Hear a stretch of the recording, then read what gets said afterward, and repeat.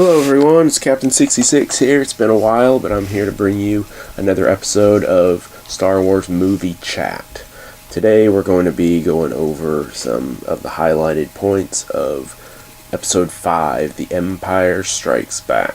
So this movie opens with awesome battle, big main battle. I mean, the actual title of the movie is based on this beginning, opening battle. The Empire Striking Back is the Battle of Hoth. You get the Imperial Walkers for the first time seeing them, which they're awesome, and really just overall this is just a huge big opening to one of the greatest movies of all time. So we already start with a bang with this movie, with this good battle, and then we're going to move on to Dagobah, where Luke spends 6 months training with Yoda. I mean, figure Yoda's been in exile on Dagobah for 22 years at this point, so he's kind of just made up his life, he's got his little house, makes his food, and just, probably basically lived his life, because, I mean, think about it, Obi-Wan had to live his life on Tatooine, but at the same time, he was kind of watching over Luke, and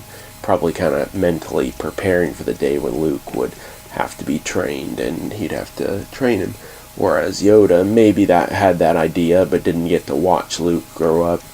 So now that brings us to probably the biggest highlight of the movie, which honestly the whole movie from start to finish is just packed in with action and excitement, but really, for me, characters are the number one factor, and the lightsaber duels are the number two factor. So this movie had great characters and a great lightsaber duel, which puts it honestly towards the top of my list of favorite Star Wars movies.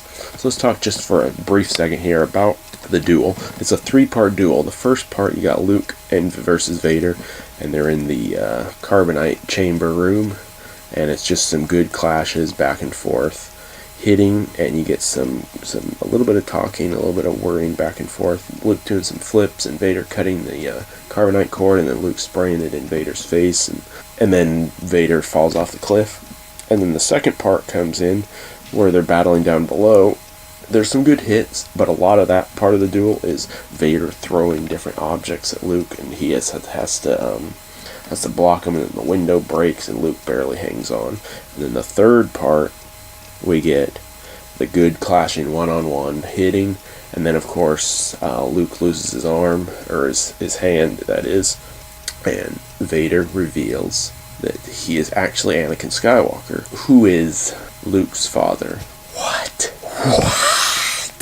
For someone that sees it for the first time, of course. If you watched it from episode 1 to episode 5, then it's not really a shock. You're just like, yeah, okay, fine. Sorry, Luke, we already knew about that.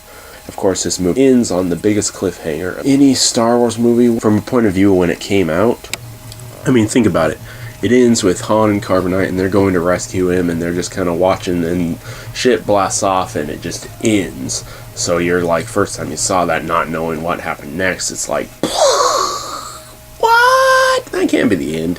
And if you think about it, there's some other movies that do end on cliffhangers, but I think this one's the biggest cliffhanger of any of the movies, definitely. So, in the end, overall, Empire Strikes Back is a strong, powerful, brilliant movie. It's also the first installment in the original saga of Emperor Palpatine.